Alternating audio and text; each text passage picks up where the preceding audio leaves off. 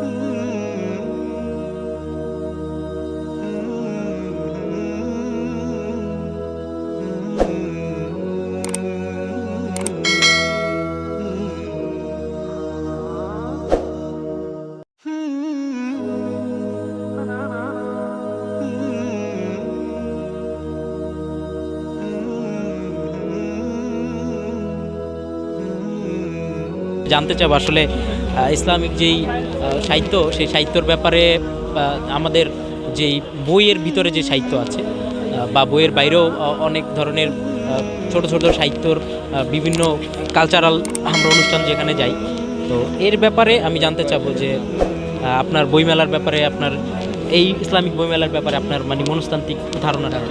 জি, আসসালামু আলাইকুম, ধন্যবাদ আপনাদেরকে। আসলে বইমেলা, আমাদের দেশে যে বড় বইমেলাটা হয় সেখানে যেভাবে সাধারণ মিডিয়া সহ সবাই ঝাঁপিয়ে পড়ে, এটা একটা ইসলামিক বইমেলা। আমরা আমাদের যে জাতিসত্তার বিকাশ, আমাদের দেশের বেশিরভাগ মানুষ মুসলমান, আমরা আমাদের যুব সমাজকে যেভাবে গড়ে তুলতে চাই, সেইভাবে গড়ে তোলার জন্য আমাদের মিডিয়ার কাজ করা উচিত, গভর্নমেন্টের কাজ করা উচিত, আমাদের এডুকেশনাল সেক্টরে সে ধরনের সিলেবাস আসা উচিত। এই সব ক্ষেত্রে মাধ্যমে একটা জাতিসত্তার বিকাশ ঘটে। আপনি একজন দার্শনিক বলেছেন, if you teach your children 3 year reading, writing and arithmetic and you leave 4th R, that is religion, you will get 5th R, that is রাস্কেলিটি।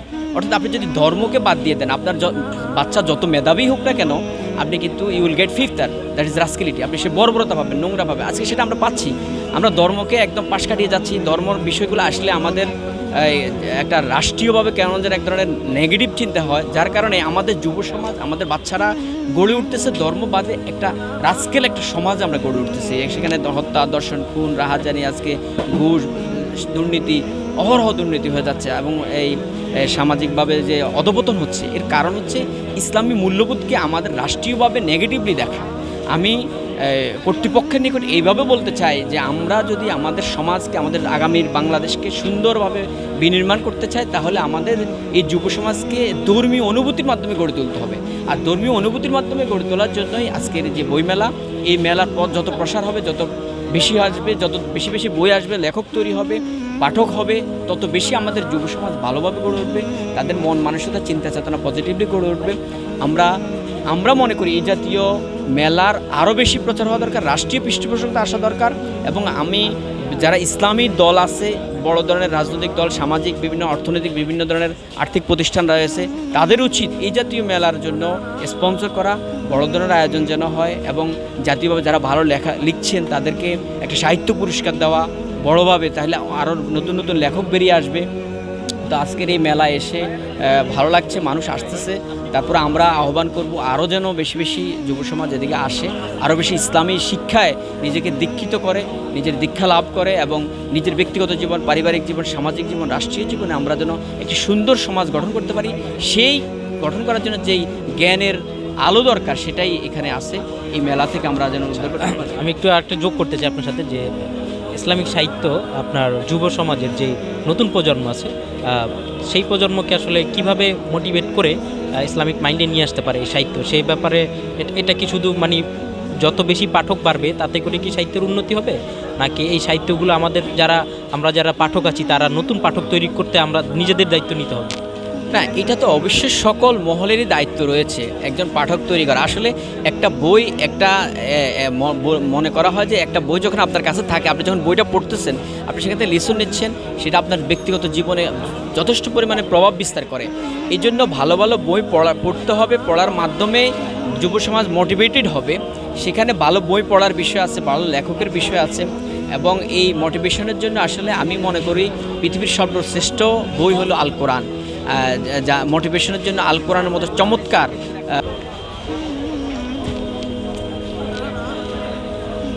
ওয়ালাইকুম আসসালাম। ভাইয়ার নামটা কি? আমার নাম তানজির মাহমুদ। আচ্ছা, আজকে বইমেলা আসলে কেমন লাগতেছে আপনার? চেষ্টা করছিলাম যে বইমেলা আসার জন্য, কিন্তু সময় করে উঠতে পারি নাই। এদিক দিয়ে যাচ্ছিলাম, এসে ঢুমেরে গেলাম। আর সবাইকে বলবো এখানে আসতে, ভালোই বইয়ের কালেকশন আছে। আমিও একটা বই কিনলাম, আরও কেনার পরিকল্পনা আছে, দেখি কতদূর কী করতে পারি। ভালো লাগতেছে এখানে এসে। আমাদের তো আসলে বাংলাদেশে অনেক বইমেলাই হয়, তো বেসিক্যালি যেহেতু এখানে একটা ইসলামিক বইমেলা, তার মানে বোঝাই যাচ্ছে যে এখানে ইসলামিক মাইন্ডের বা ইসলামিক চিন্তাধারার যারা পাঠক আছেন তাদেরই আনাগোনা এখানে। তো সেই ক্ষেত্রে কি মনে করেন যে আমাদের যারা যুবক যারা আছে তাদের ব্যাপারে আপনার মানে কি মনে করেন যে তাদের, যেহেতু আমি নিজেও একজন পাঠক, আমি দেখতে পাচ্ছি আপনার হাতে একটি বইও আছে, সেক্ষেত্রে আপনি কী মনে করেন যে যুবকদের এই একাডেমিক পড়ার পাশাপাশি ইসলামিক বই বা ইসলামিক সাহিত্য পড়ার ব্যাপারে আপনার কি মতামত? আসলে পড়ার তো কোনো বিকল্প নেই। এখন আমরা এমন একটা টেকনোলজির মাধ্যমে আছি যেখানে সবাই আসলে ফেসবুক, টুইটার, ইউটিউব এগুলোর মধ্যে ব্যস্ত। কেউ তো আর বই পড়তেও জানে না, বই পড়া কবে যে মানে আমাদের বই যে কন্টিনিউ কবে পড়ছি সেটাই ভুলে গেছি সবাই। এখন আবার নতুন করে সবাইকে এই টেকনোলজির ফাঁক দিয়েই হচ্ছিল বই পড়ার উৎসাহ জাগাইতে হবে। দ্যাটস ওয়াই বইমেলা আমাদের অনেক উপকার করবে। দেখি এখন বাকিটা বইমেলা থেকে কী হয়েছে। সবাইকে এতটুকুই করবো যে সবাই আসেন, আইসা দেখেন, এখানে ভালো মানের বই আছে, মোটামুটি আপনার পছন্দ হবে সব ধরনের বই ইনশাল্লাহ। এখন বাকিটা আল্লাহ মানুষ। তো বইমেলার সার্বিক পরিবেশ নিয়ে আপনি সন্তুষ্ট? আলহামদুলিল্লাহ, একটু বড় হলে ভালো হতো। আর এখানে মোটরসাইকেল পার্কিংয়ের কোনো ব্যবস্থা নেই, তো বাইকটা এখানে রেখে আসছি, আল্লাহ জানে। আচ্ছা, ঠিক আছে ভাইয়া, ধন্যবাদ, ভালো থাকবেন। আসসালামু আলাইকুম। আসসালামু আলাইকুম। এই মুহূর্তে আমরা গার্ডিয়ান পাবলিকেশনে আছি। আপনারা জানেন যে বাংলাদেশের ইসলামিক কালচারাল বইয়ের গার্ডিয়ান পাবলিকেশন অত্যন্ত জনপ্রিয়, ইতিমধ্যেই অত্যন্ত জনপ্রিয় একটি পাবলিকেশন। তো আজকে আমরা আমাদের অন্তত প্রিয় একজন মানুষের সাথে কথা বলবো, যিনি গার্ডিয়ান পাবলিকেশনের প্রকাশক, নূর ভাই। তো নূর ভাই খুবই ব্যস্ত, উনি ওনার পাবলিকেশন নিয়ে, আর ওনার তো ভক্ত অনুরাগীরা, ঠিক আছে, ওনার ভক্ত অনুরাগী আছে। তো আলহামদুলিল্লাহ, তো ভাই আমাদের সাথেই আছেন। আমরা খুবই আনন্দিত যে ভাই এত ব্যস্ততার মধ্য দিয়েও আমাদের সময় দিচ্ছেন। তো নূর ভাই কেমন আছেন? জি আলহামদুলিল্লাহ ভালো আছি। আচ্ছা ভাইয়া, গত 2 বছর করোনার কারণে আমরা কোনো ইসলামিক পাবলিকেশন ওইভাবে মেলা দেখতে পারি নাই। তো গার্ডিয়ান পাবলিকেশন নিয়ে তো আলহামদুলিল্লাহ পুরা বাংলাদেশেই অত্যন্ত জনপ্রিয় একটি স্টল, যেখান থেকে আমাদের ইসলামিক কালচারাল অনেক বই আমাদের পাঠক যারা জনপ্রিয় একটি আপনাদের গার্ডিয়ান পাবলিকেশন। তো সেই ক্ষেত্রে এবছর নতুন কি বই আসলে গার্ডিয়ান পাবলিকেশন নিয়ে আসছে? বই নিয়ে বলার আগে আপনাদেরকে একটু আপনার মাধ্যমে সকলকে আশ্বস্ত করতে চাই, আমরা ঢাকা কেন্দ্রিক একটা নতুন সাহিত্য বলয় তৈরির চেষ্টা করছি। আমরা চেষ্টা করছি ঢাকা শুধুমাত্র বাংলাদেশের স্বাধীনতা সার্বভৌমত্বের রাজধানী হবে না, একই সাথে এটি ইসলামী সাহিত্যের একটা রাজধানী হয়ে উঠবে। মেজরিটি মুসলমানদের জন্য আমরা মৌলিক কিছু লিটারেচার তৈরি করতে চাই, এবং আপনি জেনে খুশি হবেন লাস্ট 5 or 6 ইয়ার্সে একটা লিটারেচারের ক্ষেত্রে একটা রেভলিউশন হচ্ছে। আমাদের প্রচুর ইয়াং লিডারশিপ এখানে আসছে, বিশেষ করে রাইটার্সরা, ট্রান্সলেটর, পাবলিশার এবং এই প্রক্রিয়ার সাথে সম্পর্কিত অসংখ্য মেধাবী মানুষ প্রতিদিন এই ইন্ডাস্ট্রিতে পাপ ফেলছে, এবং যার আলটিমেট রেজাল্ট হিসাবে আপনি দেখতেই পাচ্ছেন একটা নতুন সাহিত্য দুনিয়া নির্মিত হচ্ছে। এবং এই প্রক্রিয়াটা যদি আগামী 10-15 বছর অব্যাহত থাকে, তাহলে আমরা আপনাদের আশ্বস্ত করতে পারি একটা পরিতৃপ্তির লিটারেচার পৃথিবী আপনাদের সামনে উপস্থাপিত হবে। Guardian is a part of this battle. আমরা খুবই ক্ষুদ্র মানুষ এবং আমাদের ইনস্টিটিউট খুবই ক্ষুদ্র। আমরা চেষ্টা করছি আমাদের সীমিত সামর্থ্য এবং মেধার সর্বোচ্চটুকু উজাড় করে দিয়ে এই রেনেসার সময়ে একটা অংশীদার হওয়ার এবং এটার সাক্ষী হয়ে থাকার। আমাদের এ পর্যন্ত 92 contents, we are trying our best to do something better for our উম্মাহ। আমাদের লিটারেচার মূলত ইসলামের আধুনিক জাহিলিয়াতের সকল চ্যালেঞ্জের মোকাবেলা, ইসলামের শ্রেষ্ঠত্ব প্রমাণ করার একটা মেথোডোলজি এবং একটা প্রাণান্তকর প্রচেষ্টা আপনি এখানে খুঁজে পাবেন। এই বইমেলায় আমাদের 5-6টা নতুন বই, ইসলামী বইমেলাতে আপনি জানেন মূলত কোনো বই পাবলিশড হয় না, বাট আমরা চেষ্টা করেছি এই বইমেলায় নতুন করে প্র্যাকটিস করার এবং সেই বইগুলো নিয়ে আসার। মুসলিম প্যারেন্টিং ডক্টর আব্দুল বারী লিখেছেন, ডক্টর হাফিজুর রহমান লিখেছেন ইসলামী রাজনৈতিক তত্ত্বের রাষ্ট্রধারণা। আমাদের এখানে আপনারা জানেন রাহিকুল মাকতুম হচ্ছে খুব জনপ্রিয় সিরা, যে প্রতিযোগিতায় রাহিকুল মাকতুম 1182টি পাণ্ডুলিপির মধ্যে প্রথম হয়েছিল, তার প্রথমটা হচ্ছে রাহিকুল মাকতুম। দ্বিতীয় যেটা Muhammad the final messenger, Bangla ভাষায় আমরা প্রথম এই কাজটা করলাম এবং অলরেডি আলহামদুলিল্লাহ one of our best seller book, বেশ আমরা রেসপন্স পাচ্ছি। বাচ্চাদের নিয়ে আমরা কিছু কাজ করার চেষ্টা করেছি। তো স্টার্টেড দ্য জব, এটা কন্টিনিউ চলবে। আজকে আপনাকে জানিয়ে রাখি আমাদের তরুণদের অহংকার মুহিব খানের একটা আল কোরআনের কাব্যানুবাদ প্রকাশিত হলো, শত পাঠক এই কাব্যানুবাদ পড়ছে। সব মিলিয়ে একটা রেনেসা চলছে। রেনেসার বড় পাঠক, রাইটার, ট্রান্সলেটর, ইন্ডাস্ট্রির সাথে জড়িত যারা, আমরা খুব optimistic, hopeful. After due time আপনি একটা অসাধারণ সময়ের মুখোমুখি হবেন, স্পেশালি ইন লিটারেচার ওয়ার্ল্ড ইনশাআল্লাহ। একটু এখানে যোগ করতে চাই, সেটা হচ্ছে যে মুসলিমদের যেই বিষয়টা ছিল, যেটা আপনার সেই সাহিত্যের বিষয়টা থেকে আজকাল যে যুবকরা যারা সাহিত্য থেকে দূরে সরে আছে, তো সেই সকল ক্ষেত্রে গার্ডিয়ান পাবলিকেশন তাদেরকে সাহিত্যমুখী করতে ইসলামিক কালচারাল যেই বইগুলো নিয়ে আসছে, সেই বইগুলোর সাথে আমরা দেখলাম যে অনেকেই এটা নিয়ে ভিন্ন ধরনের মতও আছে। তো সেই ক্ষেত্রে কি মনে করেন যে সাহিত্যের ব্যাপারে ভিন্ন মত এটা আমাদের যেই উম্মার যেই আগামী দিনের যেই যুবকদের যেই আকৃষ্ট করবে সেটার ক্ষেত্রে কোনো বড় ধরনের বাধা আসতে পারে? ডিবেট অলওয়েজ থাকবে। দেখুন, আমি যে কথাটি বলছি অথবা আপনি যা বলছেন, this is not final. Debate ইসলামের সৌন্দর্য।